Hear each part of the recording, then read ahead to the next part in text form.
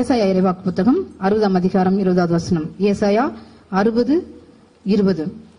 உன் கதிரவன் ஒருபோதும் மறையான், உன் நிலா இனி தேய்ந்து போகான். ஆண்டவரே உனக்கு என்றும் உள்ள ஒளியாக இருப்பார், உன் கண்ணீரின் நாட்கள் ஒழிந்து போகும். Praise Lord. எல்லாரும் சேர்ந்து வாசிங்க. உன் கதிரவன், உன் நிலா இனி தேய்ந்து போகான். ஆண்டவரே உனக்கு என்றும் உள்ள ஒளியாக இருப்பார், உன் கண்ணீரின் நாட்கள் ஒழிந்து போகும். சேர்ந்து சத்தமா வாசிங்க எல்லாரும். உன் கதிரவன் ஒருபோதும் மறையான், உன் நிலா இனி தேய்ந்து போகான். ஆண்டவரே உனக்கு என்றும் உள்ள ஒளியாக இருப்பார்.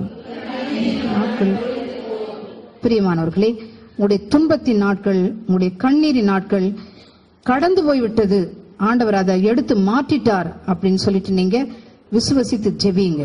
விசுவசித்து ஜெபிக்கும் பொழுது அது எல்லாமே மறைந்து போகும்.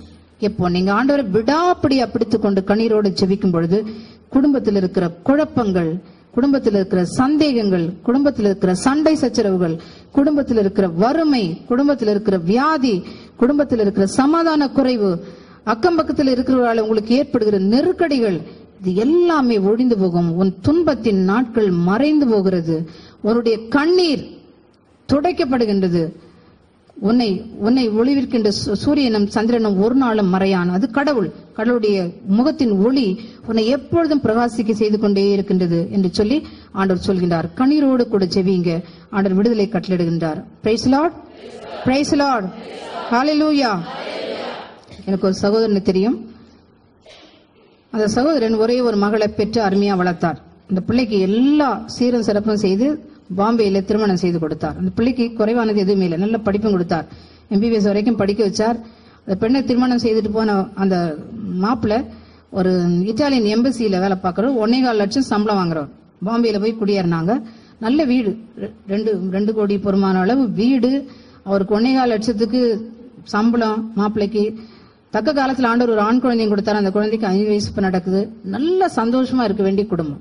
அந்த பெண் ஒரு வாரத்துக்கு ஒரு முறையாவது எனக்கு போன் பண்ணுவா. என்னன்னு சொன்னா, அந்த நல்ல தெய்வ பயம் உள்ள பிள்ளை, ரொம்ப பக்தியா வளர்த்தாங்க. அவங்க அப்பா ரொம்ப அழகா ஜெபிப்பா, தினமும் பைபிள் படிப்பா, பைபிள் வசனம் மனப்பாடமா சொன்னவா. அப்படி வளர்ந்துட்டு வந்தா. திருமணத்துக்கு பிறகு கொஞ்சம் தளர்ந்துட்டேன் அப்படின்னு சொல்லுவா. என்ன கேட்பா என்கிட்ட, நான் ஆண்டவரையே பற்றிட்டு இருக்கேன். நான் ஒத்த பிள்ளையா பிறந்ததால எங்க அப்பா அம்மாவுக்கு பிறகு எனக்கு இந்த உலகத்துல யாரும் இல்லைன்னு சொல்லி நான் ஆண்டவரை பிடிக்க கத்துக்கிட்டேன். சின்ன வயசுல ஆண்டவரே தான் பிடிச்சிட்டு இருக்கேன். என்னமோ ஒரு துன்பம் வந்து மறையுதுன்னு நான் நினைக்கிறதுக்கு முன்னால அடுத்தது காத்துக்கிட்டு இருக்கு சிஸ்டர். ஒரு நாள் கிளினிக்கு போய்கிட்டே இருந்தேன்.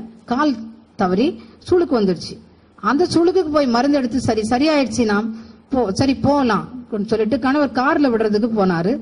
கார்ல ஏறின மகன் என்ன பண்ணிட்டான், நான் உள்ள ஏறி சரியா உட்கார்றதுக்குள்ள கதவை இழுத்து அடிச்சான். மண்டையில ஒரு வெட்டு போட்டு ஆஸ்பத்திரியில போய் தையல் போட்டு அதுக்கு ட்ரீட்மெண்ட் எடுக்கதான் வச்சு ஒன்னொன்னா அந்த பொண்ணு அடிக்கிட்டு போறான். இந்த காயம் இப்படி மறைஞ்சு ஆறிட்டே வருது அப்படின்ட்டு நான் நினைக்கும் பொழுது பயங்கரமான முட்டு வேதனை சிஸ்டர், நிக்க கூட முடியல. ஒன்னொன்னா அந்த பிள்ளை அடிக்கிட்டே போகுது. சொத்தும் சுகமும் பணமும் படிப்பும் அறிவும் அழகும் கொடுக்க முடியாதது இந்த உலகத்துல ஆண்டவர் மாத்திரம் தான் கொடுக்க முடியும். இது எல்லாம் இருந்தாலும் நான் சொன்னேன், சொத்து சுகம் அழகு நல்ல மாப்பிள்ளை நல்ல சம்பாத்தியம் நல்ல வீடு வசதி அருமையான பிள்ளை எல்லாரும் இருந்தாலும் இந்த உலகத்துல துன்பம் இருக்கவே செய்யுது. Praise Lord. கண்ணீர் இருக்கவே செய்யுது. இருக்குதா இல்லையா? அப்ப ஆண்டவரை கட்டி பிடிச்சுக்கணும். நீங்க உறுதியா இந்த கண்ணீர் கனவாயில அந்த பிள்ளை சொன்னது போல நான் ஆண்டவரை தான் பிடிச்சிட்டு இருக்கேன் அப்படின்னு சொன்னது போல நீங்க பிடிச்சுக்கிட்டு இருக்கும் பொழுது ஆண்டவர் உங்க கண்ணீரை துடைக்கின்றார். எரேமியா இறைவாக்கின் மூலமாக இவ்வாறு சொல்கின்றார். 31:16. எரேமியா 31:16. ஆண்டவர் இவ்வாறு கூறுகின்றார், நீ அழுகையை நிறுத்து, கண்ணீர் வடிக்காதே, ஏனெனில் உன் உழைப்புக்கு பலன் கிடைக்கும் என்கின்றார். Praise Lord, praise Lord. அந்த பிள்ளைக்கு நான் அதுதான் சொல்றது உண்டு. இதையே நினைச்சு நீ ஆண்டவருக்கு நன்றி செலுத்த ஆரம்பி. உன்னை இப்படிப்பட்ட சூழ்நிலையில அன்பு செய்யற உன்னுடைய கணவர், உன்னை எப்பொழுதும் பாதுகாக்கிற உன்னுடைய கணவர், உன்னை சீன் கூட சொல்லாம எல்லாத்தையும் அனுசரிச்சு சந்தோஷமா இருக்கிற உன்னுடைய கணவருக்காக நன்றி சொல். உங்க அப்பா அம்மா உன்னை விட்டு தூரத்துல இருக்காங்க, நீ துன்பப்படுறன்னு கூட தெரியாம மகள் சந்தோஷமா இருக்குன்னு சொல்லி இன்னும் மகிழ்ச்சியோட இருக்கிற உன்னுடைய பெற்றோரை நினைச்சு நீ சந்தோஷப்படு. உனக்காக வாழ்கின்ற உன்னுடைய பெற்றோர், உனக்காக வாழ்கின்ற உன்னுடைய கணவன், உன்னுடைய மகன் ரொம்ப அருமையா ஜோனத்தான் பேர் வச்சு அவன் மணிமணியா இருக்கிறான்னு சொல்றீங்களா, அந்த பிள்ளையை பார்த்து நீங்க மகிழ்ச்சி அடைங்க, உங்களுடைய கண்ணீர் துடைக்கப்படும் என்று சொன்னேன். பிரைஸ் லார்ட், ஹல்லேலூயா. உங்களுடைய வாழ்க்கையில வர கஷ்டம், ஒருவேளை கஷ்டப்பட்டு சொத்து சேர்த்தேன், கையில இருக்கிறதெல்லாம் வித்து கூட நல்லா படிக்கணும்னு சொல்லிட்டு பெரிய படிப்பு படிச்சேன், ஆனா படிச்ச படிப்புக்கு ஏற்ற வேலை செய்யலன்னு சொல்லி ஒருவேளை நீங்க கண்ணீர் விடலாம். உங்க பிள்ளைகளுக்கு நிறைய செலவு பண்ணி படிக்க வச்சேன், பிள்ளைக்கு வேலை இல்லை அப்படின்னு சொல்லி நீங்க கண்ணீர் விடலாம். அல்லது லோன் போட்டேன், பெரிய லோன் வாங்கி ஒரு தொழில் ஆரம்பிச்சேன், அதன் மூலம் முன்னுக்கு வரலாம்னு சொல்லிட்டு, ஆனா அந்த தொழில் நஷ்டமா போச்சு, ஒரு ஃபெயிலியரா போச்சுன்னு சொல்லிட்டு கண்ணீர் வடிக்கலாம். அல்லது அதிக வட்டிக்கு பணம் வாங்கி வெளிநாட்டுல போய் சம்பாதிக்கலாம்னு சொல்லி சம்பாத்தியத்துக்கு வெளிநாட்டுக்கு போயிருந்தேன், அங்க போய் வேலை இல்லைன்னு சொல்லிட்டு திரும்பி வர வேண்டிய நிலைமையாச்சுன்னு கண்ணீரா இருக்கலாம். இப்படி பலவிதமான கண்ணீர்கள் உங்களுக்கு உங்க வாழ்க்கையில இருக்கும். இன்னும் வித்தியாசமான கண்ணீர்கள், பிள்ளைக்கு தக்க நேரத்தில் திருமணம் அமையலன்னு சொல்லி, திருமணம் செய்து கொடுத்த பிள்ளை நல்ல செட்டில் ஆயிட்டு சந்தோஷமா இல்லைன்னு சொல்லி அதை பற்றிய கண்ணீரா இருக்கும். திருமணம் ஆகி 2 வருஷம் 3 வருஷம் ஆகுது, இன்னும் பேர பிள்ளை பிறக்கல அப்படின்னு சொல்ற ஒரு கண்ணீரா இருக்கலாம். பலவிதமான கண்ணீர் எல்லாத்துக்கும் ஆண்டவர் சொல்றார், நீ உன் அழுகையை நிறுத்து.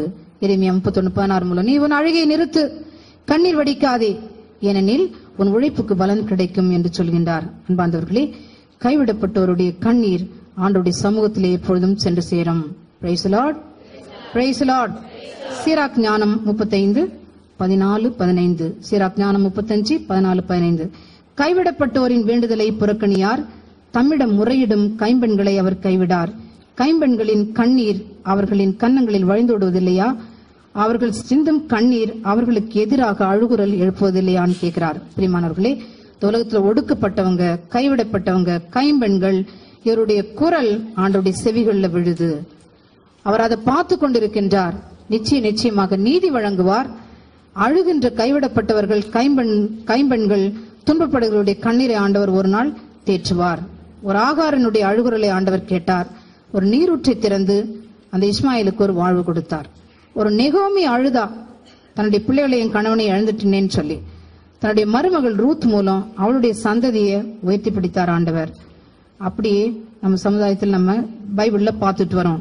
அழுத அத்தனை பேருக்கும் ஆண்டவர் ஆறுதல் கொடுத்து அவர்களை எடுத்து நிறுத்தி இருக்கின்றார். அவருடைய தேவைகளை ஆண்டவர் சந்தித்திருக்கின்றார். இப்போ உங்களுடைய கண்ணீருக்கும் ஆண்டவர் பதில் சொல்கின்றார் என்று சொல்லி நீங்க விசுவாசத்தோட கூட ஒப்பு கொடுங்க. Praise the Lord, praise the Lord.